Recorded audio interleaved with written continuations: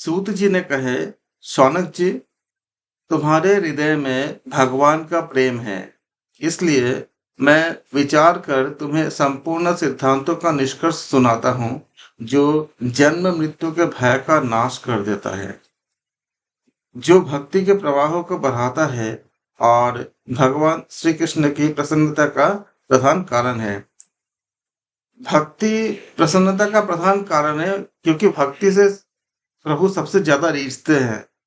भगवत गीता के chapter number 12 में जो भक्ति योग है, उसमें भी बताया गया है कि भक्ति श्रेष्ठ है। भक्ति श्रेष्ठ क्यों है, अभी हम आगे देखेंगे कि जैसे जैसे कलयुग आगे बढ़ेगा, हमारे ज्ञान लेने की क्षमता और ज्ञान को समझने की क्षमता, ये दोनों बहुत कम होती जाएगी।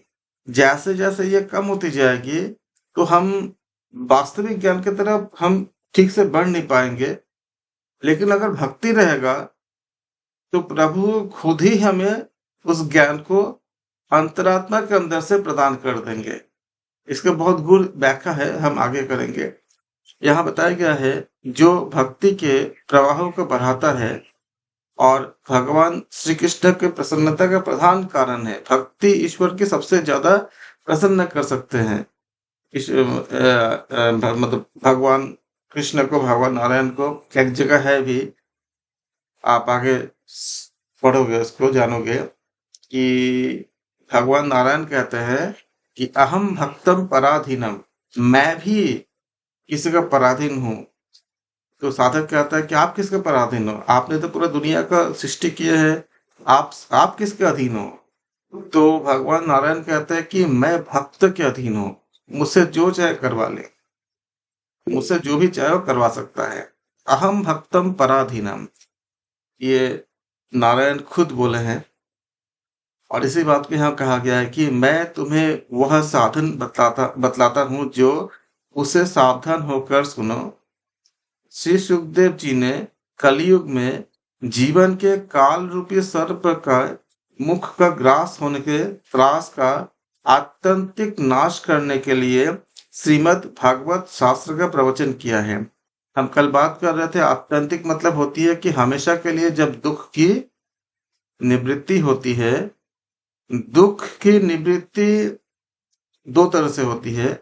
एक होती है एकांतिक। एकांतिक का मतलब है एक बार दुख समाप्त हो गई, लेकिन फिर से आ सकता है। जैसे किसी को बुखार हुआ, तो बीमारी होने से दुख होती है, दवाई लिया, वो ठीक हो गया, लेकिन गारंटी नहीं है कि दोबारा बुखार नहीं होगा, तो एकांतिक हुआ। लेकिन अगर ऐसा कोई दवाई हो जिसको लेने के बाद इंसान कभी फिर बीमार ही नहीं पड़ेगा, तो वो हो गया आत्यंतिक हो गया।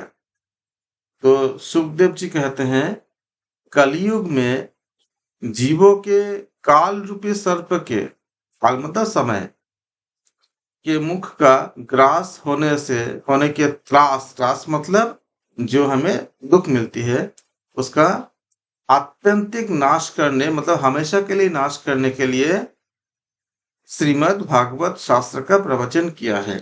तो जब हम श्रीमद् भागवत शास्त्र को अध्ययन करते हैं, पढ़ते हैं, सुनते हैं या सुनाते हैं या समझते हैं, या पढ़ने की, जानने की इच्छा भी मात्र करते हैं, तो हमारे दुखों का नाश होता है। दुखों का नाश होना भागवत में एक भक्ति मार्ग तो है ही, लेकिन भक्ति के साथ साथ इसमें इतनी ज्यादा विज्ञान भी है कि भक्ति और विज्ञान दोनों मिलके हमारे मन को पूरी तरह से शुद्ध कर देते हैं।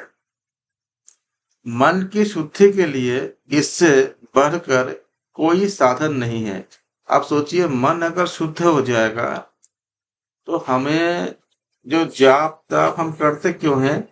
अपने अंदर के चित्त को शुद्ध करने के लिए, मन को शुद्ध करने के लिए।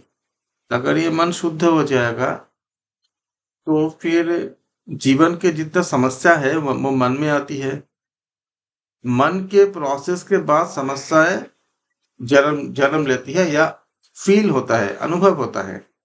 अगर मन ही शुद्ध हो जाएगा, तो कोई समस्या तकलीफ नहीं दे पाएगा। समस्या रह सकती है, लेकिन वो हमें एक के अपॉर्चुनिटी की तरह लगता है। जैसे एक उदाहरण देता हूँ। वो सबको लगता होगा कि कलयुग में जन्म लेना शायद एक समस्या है, क्योंकि इतने सारा पाप सब तरफ मिलते हैं।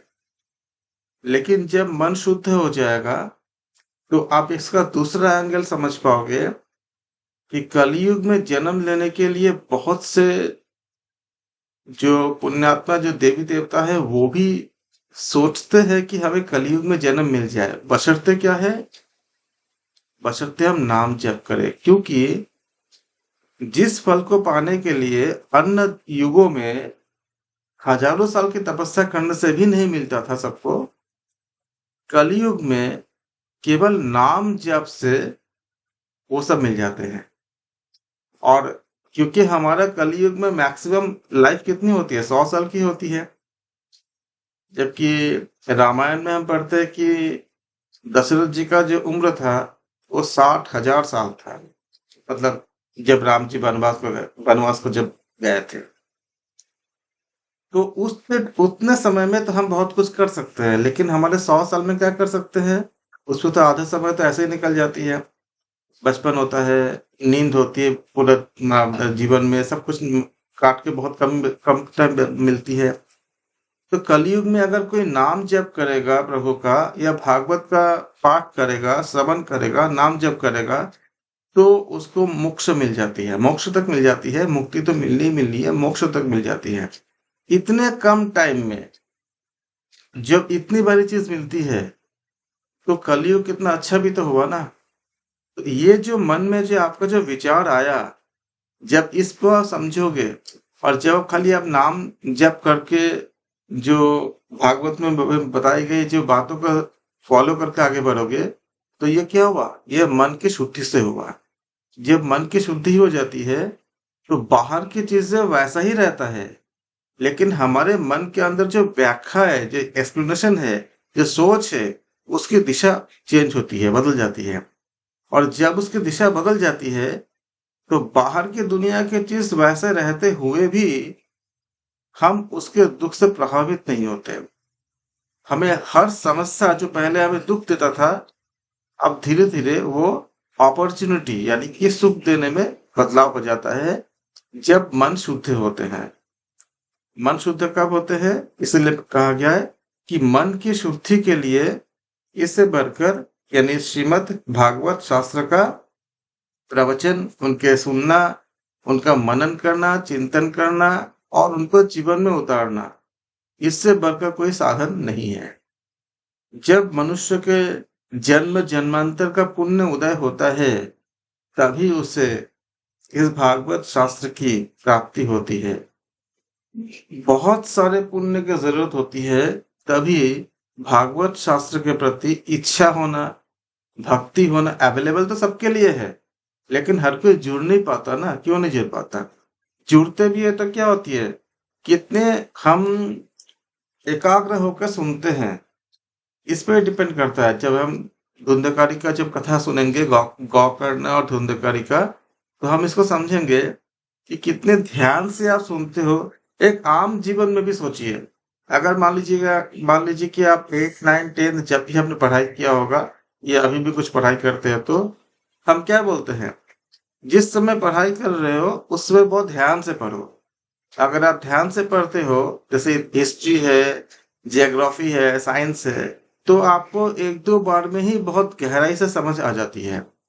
लेकिन अगर ध्यान से नहीं पढ़ेंगे तो पढ़ भरी लेंगे, सुन भली लेंगे, लेकिन आपको उसको कई बार, बहुत बार, क्योंकि जब तक आपका मन उसमें एकाग्र नहीं होगा, उसको समझ नहीं पाएंगे। तो क्या होता है, वो पढ़ना न पढ़ना ज्यादा फायदा नहीं होता। तो जब हमारे छोटी सी पढ़ाई में ये बात लागू होती है कि जब हम 8, 9, 10, 6, 7 जब भी पढ़ाई करते हैं, उसमें जब हम उस अध्ययन को जब हम बहुत एकाग्र होकर जब पढ़ते हैं, तब जाके हमको एक बार में ही समझ आ जाती है, और हम इतने अच्छे नंबर लाते हैं एग्जाम में। उस अच्छे नंबर के बल पे हमें एडमिशन मिलती है, नौकरी मिलती है, सब कुछ मिलती है। तो सोचिए कि भागवत शास्त्र इतनी बड़ी ग्रंथ है, इतनी बड़ी आपका चेतना का स्रोत है, इस पे भी तो ये बात लागू होती है ना। तभी बताया गया है जब मनुष्य के जन्म जन्मांतर का पुण्य उदय होता है, तभी उसे उस भागवत शास्त्र की प्राप्ति होती है। जन्म जन्मांतर का पुण्य का मतलब क्या होता है, आपको मैं थोड़ा सा बता देता हूँ। हमें लगता है ना कि स्थूल शरीर, कल हम बात भी किए थे और मैंने बहुत डिटेल में व्हाट्सएप पे भी भेजा है और चैनल पे भी मैंने कमेंट पे डाल दिया सारा, कि 3 तरह के शरीर होते हैं। इसमें कारण शरीर, सूक्ष्म शरीर और स्थूल शरीर। फिजिकल बॉडी जो हम देखते हैं, ये स्थूल शरीर होते हैं। सतगुण, रजगुण, तमगुण, इससे प्रभावित होकर हम कर्म करते हैं। ये कर्म हमारे बहुत हर हर जन्म में हम कुछ ना कुछ अच्छे बुरे कर्म करते ही हैं। ये सारे कर्म एक साथ होकर के वो फल देने के लिए पीछे होता है। अभी आप आगे पढ़ोगे, काम में कर्म में बहुत तरह के कर्म होते हैं, उसको हम नैमित्त कर्म, काम में कर्म, उसको हम चर्चा बातें करेंगे। तो ये क्या होती है, एक श्रृंखला में, जैसे कि एक लाइन में खड़े होते हैं सारे कर्म। अब ये कर्म, उस कर्म के जो हम करके आए हैं अनंत जन्मों तक, जिस जन्म में, जैसे अभी हमारा मनुष्य का जन्म है, तो मनुष्य जन्म में हम जो जो कर्म, क्योंकि सारा तो हम एक जन्म में भोग नहीं सकते, तो हमें जो जो कर्म भोगना है उसका एक सीक्वेंस होती है। एक, जैसे कोई कतार में खड़ा है, जैसे लाइन लगा के कोई खड़ा है, सारे कर्म वो कारण शरीर में होते हैं, वहां से आते हैं सूक्ष्म शरीर में, और फिर आते हैं हमारे स्थूल शरीर में। और इसी कर्म का परिणाम आपको थोड़ा सा प्रमाण देता हूं। आप देखिए कि जब कोई नेचुरल डिजास्टर्स होता है ना, ऐसे बहुत बार देखा गया है कि 90 साल के जो बुजुर्ग है, भूकंप के एकदम पूरा, जैसे पूरा मकान पूरा गिर गया, सब कुछ गिर गया, बहुत बड़ी बड़ी मात्रा में, जहाँ पे भूकंप वगैरह आया था, नेपाल में आया था और कई जगह पे आया था। ये अक्सर मिलता है कि जो यंग है, यंग का तो बचा नहीं पाया, बचा नहीं जा सका, लेकिन बहुत बड़े बुजुर्ग, उनका सांसें चलती है, उनको बचा लिया जाता है। ये कैसे संभव हुआ, जबकि एक ही साथ सारा बिल्डिंग गिरा था?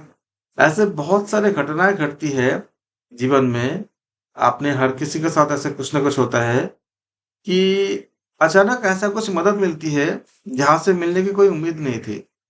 और कभी कभी वो मदद किसी इंसान से भी मिल सकता है, किसी एनिमल से भी मिल सकता है, और किसी और से भी मिल सकता है। जैसे आपने घर में अगर कुत्ता पाला है, डॉग को पाला है आपने, तो डॉग अपने प्रभु की रक्षा के लिए जान तक दे देता है, और कई जगह पे ऐसा हुआ भी है। वो कौन था?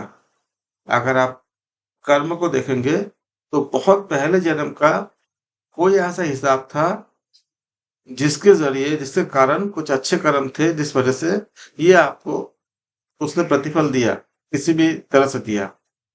तो ये जो चीजें होती है, इसके बारे में विस्तार से पूरा व्याख्या है कि कैसे ये आपका पहले कारण शरीर में आता है, उसके बाद वो सूक्ष्म शरीर में आता है, और फिर हमारे स्थूल शरीर में हमें मिलती है। इसका अगर आपको अगर अनुभव करनी है, तो मैं आपको बहुत अच्छे एक विधि बताता हूँ। अगर आप सुबह जब उठते हो, जब आपने पूरा जागा भी नहीं है, पूरा सोया भी नहीं, इसको तंद्रा अवस्था कहते हैं, उस समय अगर अपने आंखें खोलने से पहले अगर आप एक प्रार्थना करेंगे इस बात को लेके कि जितने भी मुनि ऋषि है, जिनको हम जानते हैं और जिनको हम नहीं भी जानते हैं, सारे मुनि ऋषि, मेरे किसी भी जन्म में मैंने अगर किसी के प्रति भी कोई अपराध किया है, कोई गलती किया है, तो मैं सबसे क्षमा मांगती हूँ या क्षमा मांगता हूँ, मुझे माफ कर दीजिए। और बहुत दिल से माफी मांगना। वो सारे ऋषि मुनि या सारे प्राणियों से जिनसे किसी भी जन्म में कोई गलती या हमारे वजह से अगर किसी को कोई तकलीफ हुई हो तो। और तब तक आप ऐसा करना जब तक कि आपका मन शांत ना हो जाए। उस दिन को आप ऑब्जर्व करना, जिस दिन आप ऐसा ऐसे महान महान ऋषियों से, आप ऋषि को नहीं भी जानते हो, लेकिन खाली मन में कल्पना कर लो कि जितने भी ऋषि के जो ऊर्जाएं हैं, उन सबसे हम माफी मांगते हैं कि अगर हमसे कोई गलती किसी भी जन्म में किसी के लिए हुआ हो, हमें माफ कर दीजिए। आप जितने, और तंद्रा क्यों बोल रहा हूं, तंद्रा की अवस्था में क्या होता है, हमारे चेतन के साथ साथ अवचेतन मन का भी और अचेतन मन का कनेक्शन होता है। हम अनंत जन्म में जो कुछ भी किए हैं, ये सारा डेटा जो है वो अचेतन मन में रखा होता है। आज आज अचेतन मन, मन तीन तरह के होते हैं, अचेतन, अवचेतन और चेतन। तो जब हम तंद्रा में होते हैं तो दोनों के बीच में एक ब्रिज की तरह कनेक्शन बनते हैं। जब आप ऐसे उस समय प्रार्थना करोगे तो अचेतन मन से वो सब जगह से जाकर डेटा को इनहेरिट करेगा, रिकॉल करेगा, जहाँ पे बहुत जन्मों की चीजें पड़ी हुई है। और जब आप उनसे ऐसे माफी मांगोगे तो उनके जो ऊर्जा तक आपके भावनाएं पहुंचती है, और आप देखोगे उस दिन, वो दिन को ऑब्जर्व करना, फिर आप उठने के बाद कि आपको बहुत लाइट फील हो रहा है, बहुत अच्छा लग रहा है, बहुत हल्का फील हो रहा है पूरा दिन।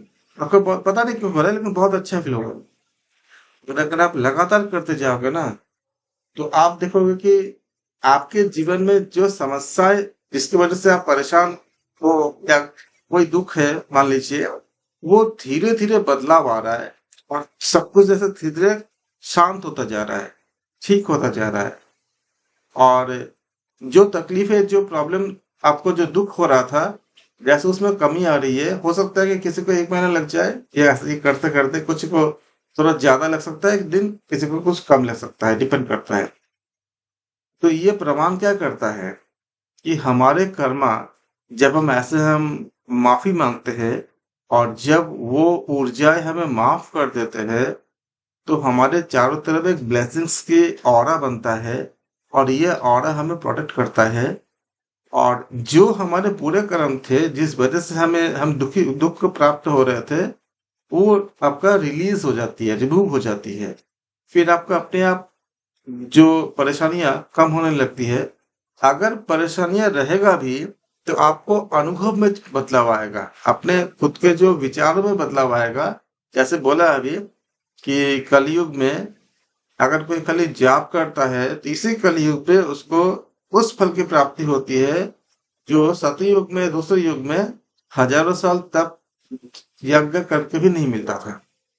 तो ये अगर आप करते रहोगे, ये जो मैंने बताया, इससे प्रमाणित होता है कि हमारे कर्म फल जो होता है वो सुख या दुख बन के हमारे चारों तरफ रहता है, हमेशा मिलता है। और ये 3 प्रकार के शरीर से होकर हमें प्राप्त होती है, मतलब ये पूरा एक क्यू में रहता है। इसके ऊपर बहुत लंबी व्याख्या है, आगे जब टॉपिक आएगा तो बताऊंगा। यहाँ जो बताया गया है कि मन की शुद्धि के लिए ये सबसे बड़ा साधन है। जब जन्म जन्मांतर का पुण्य उदय होता है, यानी कि क्या, जब कारण शरीर में उस सत्वगुण के कारण, मतलब पहले जन्म के जो पुण्य होते हैं, पता है ये पुण्य कैसे हमें स्टोर रहता है, आप जानते हो? हमारे शरीर कोशिकाओं से निर्मित है, और हर कोशिका की एक मेमोरी होती है। जैसे आपको डेटा मिलता है ना मोबाइल पे, बोलते हैं ना कि 2 GB रोज मिलती है, 1.5 GB मिलती है, 3 GB मिलती है, ऐसे मिलती है ना। वैसे ही हमारे कोशिकाओं की भी मेमोरी होती है, और ये साइंटिफिकली प्रूव है। आप इसको जान भी सकते हो, पढ़ भी सकते हो। उसके ऊपर कई जीवी तक होता है हमारे हर कोशिका की मेमोरी। और शरीर में करोड़ों कोशिकाएं हैं। उसको तो हम एक्चुअल फिगर में जाएंगे तो पूरा साइंटिफिक हो जाएगा, तो मैं जा नहीं रहा उसमें। हर कोशिका की अपनी मेमोरी होती है, और हम जो भी करते हैं, हम चाहे किसी को बोले या ना बोले, हम तो जानते हैं ना कि हम क्या अच्छा या क्या बुरा कर रहे हैं। ये सारे हमारे खुद की कोशिकाओं में स्टोर होता है, क्योंकि हमारे शरीर, हमारा मन, हम तो जानते हैं हम क्या कर रहे हैं। वो जो स्टोर होती है, मैंने पंच प्राण के बारे में मैं बताया था आपको। तो मृत्यु के समय एक विशेष प्रकार की प्राण होता है, वो प्राण एक होती है जिससे हमारे सारे इंफॉर्मेशन जो होती है वो अगले जन्म में लेके जाते हैं। इसी को भगवत गीता के चैप्टर नंबर 15 में भी बताया गया है। श्री कृष्ण अर्जुन से कहते हैं कि जैसे हवा के जरिए फूलों का सुगंध एक जगह से दूसरे जगह कैरी फॉरवर्ड होता है, फूल नहीं जाता, खली सुगंध जाता है, वैसे ही जब मनुष्य जीव जब अपना शरीर को त्याग करता है, तो उसका सारा कर्म इस शरीर से छोड़ के अगले शरीर में ट्रांसफर हो जाता है। ये भगवत गीता के चैप्टर नंबर 15 में बताया गया है। जब आपके पास, हमारे पास अगर कई जन्मों के ऐसे अच्छे कर्म रहे होंगे, तो ये सारे जो है मिला करके हमें प्रेरित करता है कि भागवत का हम अध्ययन करें, सुने। इसीलिए बताया गया है कि जब जन्मों जन्मांतर का पुण्य उदय होता है, तब इस भागवत शास्त्र की प्राप्ति होती है।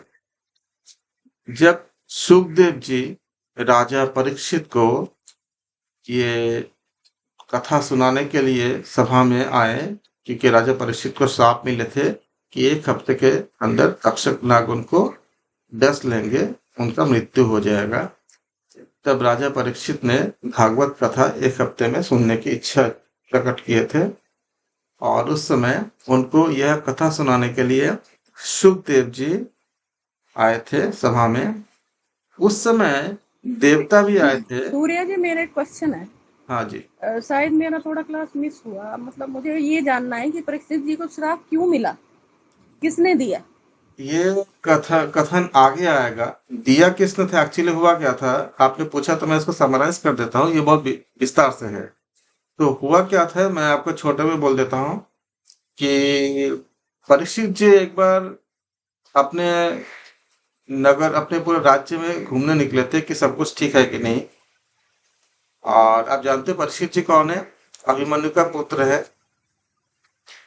तो वहां से उन्होंने जब देखा, तो उन्होंने देखा कि कलयुग से उनका, उसमें मैं बीच वाला पार्ट पूरा छोड़ दे रहा हूँ क्योंकि बहुत बड़ी है, हमारे क्लास टाइम खाली आधे घंटे का ही है, खत्म होने जा रहा है।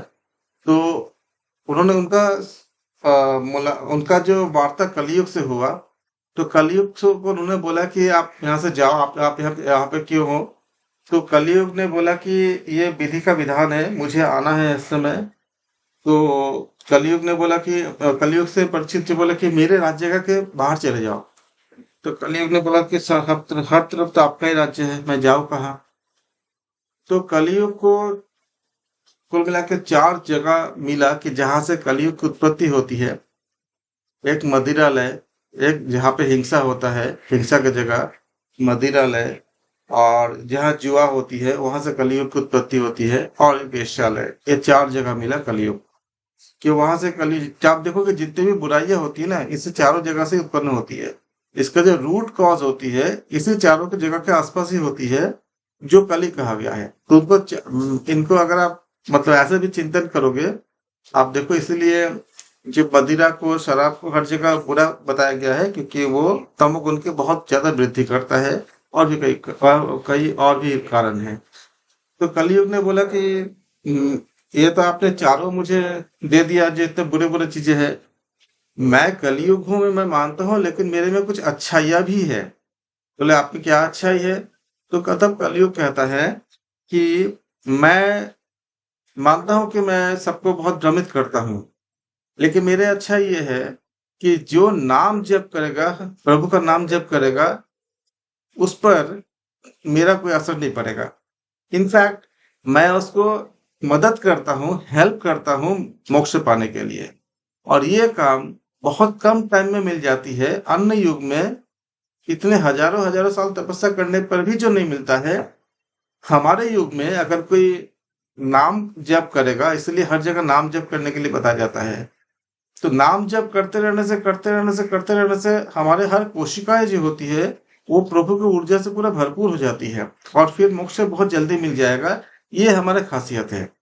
तो मुझे एक अच्छी जगह भी दे दीजिए। तो उन्होंने बोला ठीक है, बोलो बोलो बताइए कौन सी जगह देंगे। तो बोले जल सोना। कलयुग ने बोला मुझे सोने सोने पे मेरा स्थान दे दीजिए। तो उन्होंने बोला ठीक है, दिया। तो तुम सोने पे भी रहोगे। सोना मतलब धन। तो इसके बाद कलयुग चला जाता है। फिर एक आपका राजा जो है, एक समय आखेट करने जाता है, शिकार करने जाता है, और उसमें वो सोने का मुकुट पहना होता है। और सोने का मुकुट पहना होता है, तो उस समय वो बहुत थक जाता है। थकने के बाद उनको प्यास लगती है, तो उनको पानी के लिए देखते इधर उधर कहीं पे, तो वहां पे एक ऋषि तपस्या कर रहे होते हैं। तो ऋषि जब तपस्या कर रहे होते हैं, तो उन्होंने बोला कि मुझे थोड़ा सा जल दे दीजिए। तो ऋषि वास्तव में वो बहुत बड़े ऋषि थे, वो तपस्या में ही लीन थे, वो सुन नहीं पाए। लेकिन राजा को ऐसा लगा कि वो ढोंग कर रहे हैं। ये क्या था? इग्नोर कर रहे हैं, मतलब उनको इग्नोर कर रहे हैं। नहीं, उनको मतलब से मतलब बहाना वो कर रहे हैं, ऐसे ढोंग कर रहे हैं। ये प्रभाव क्या था? राजा ने सोने का मुकुट पहना हुआ था, और कलयुग को स्थान कहाँ मिला था? सोने में मिला था। तो और ये सोने का मुकुट मुकुट कहाँ पहने थे? सर पे पहने थे, मतलब हेड पे, मस्तक पे। तो बुद्धि को क्या किया कलयुग ने? सबसे पहले राजा परीक्षित की बुद्धि को भ्रमित कर दिया, क्योंकि राजा परीक्षित बहुत बड़े ज्ञानी थे। कलयुग के प्रभाव से उनको क्या हुआ, ऐसा लगा कि ये वो महर्षि नहीं है, कोई मतलब ये कोई देवता, मतलब कोई ये महापुरुष, कोई ऐसा कोई साधु नहीं है जो तपस्या कर रहे हैं, आम लोग होंगे, बहाना कर रहा है। ये देखते हुए उन्होंने क्या किया, राजा ने क्या किया, वहां पे एक मरा हुआ सांप पड़ा था। उस मरे हुए सांप को जो महर्षि तपस्या कर रहे थे उनके गले में डाल दिया, डाल के चले आया। अब कुछ देर बाद क्या हुआ कि उस ऋषि के संतान थे, मतलब आपका पुत्र था। जब पुत्र आया और देखा कि इस तरह से मतलब पिताश्री के गले में ऐसा है, तो उसको तो पता नहीं था। तो उन्होंने बोला कि पुत्र ने श्राप दिया था कि जो भी ऐसा किए, क्योंकि मरा हुआ सांप उसके गले में डाल दिया था उस ऋषि के, जो भी ऐसा किया है, 1 हफ्ते के अंदर तक्षक नाग उसको डस लेगा। उसके बाद जब ऋषि ने आंखें खोले और जब सारी बातें बताए, तब ऋषि ने इनको बहुत दुख हुआ। बोले तुमने क्या कर दिया? ऋषि सब कुछ समझ गए ध्यान में क्या क्या हुआ था। बोले तुमने क्या कर दिया? इतने अच्छे राजा हमें कहाँ मिलेंगे? अगर राजा अच्छे नहीं होंगे तो हम तो तपस्या भी नहीं कर पाएंगे। लेकिन अब कर दिए, क्या करे? ऋषि पुत्र ने श्राप दे दिया। इधर घर आने के बाद राजा को बहुत पश्चाताप हुआ कि मैंने ऐसा क्यों कर दिया, क्योंकि आप जानते हो कि जब हम गलती करते करते हैं तो कर तो देते हैं, लेकिन जब उसका बुराई का प्रभाव, यानी जब तमोगुण का जो प्रभाव खत्म होती है, यानी कि जब उसका जो असर खत्म होती है नेगेटिविटी का, तो हमें पश्चाताप भी होता है। तो राजा को बहुत पश्चाताप हो रहा था। तब तक ऋषि पुत्र आए और बोले आके कि आपको ऐसा ऐसा श्राप दिया गया है, आप 1 हफ्ते के अंदर आपका यक्षक नाग से मृत्यु हो जाएगी। राजा ने कुछ नहीं बोला, क्योंकि वो खुद बहुत ज्यादा अपने किए पे शर्मिंदा थे, उनका बहुत ज्यादा पश्चाताप था। तब उन्होंने सुखदेव जी को बोले कि इस 1 हफ्ते में हम भागवत की कथा सुनाएंगे, क्योंकि 1 हफ्ते बाद तो हमारी मृत्यु होनी है, तो हमें कथा सुनने के बाद मेरे मोक्ष मिल जाए। इसलिए वास्तव में परीक्षित जी इसलिए भी सुनना चाहते थे कि ये कथा बाद में आम जितने भी सामान्य जनमानस है उनको भी सुनने को मिलेगा, और उन सबको भी उद्धार होंगे, मुक्ति होंगे। तो ये बहुत छोटे में बताया, इसमें बहुत ज्यादा और मतलब विस्तार से है। तो हमारा क्लास के समय बहुत छोटा होता है, तो हम ज्यादा कुछ बोल नहीं पाते, तो ये था इसका। तो ये यहाँ जब उनको जब 1 हफ्ते बाद जब तक्षक उनको आके डसेंगे, उनके जब मृत्यु होगी, ये जानने के बाद उन्होंने सुखदेव जी से प्रार्थना की है कि मुझे कथा सुनाइए भागवत शास्त्र की। उनके अनुरोध पर सुखदेव जी आए और उनको कथा सुना। आज हम यहाँ पे हम समाप्त करते हैं।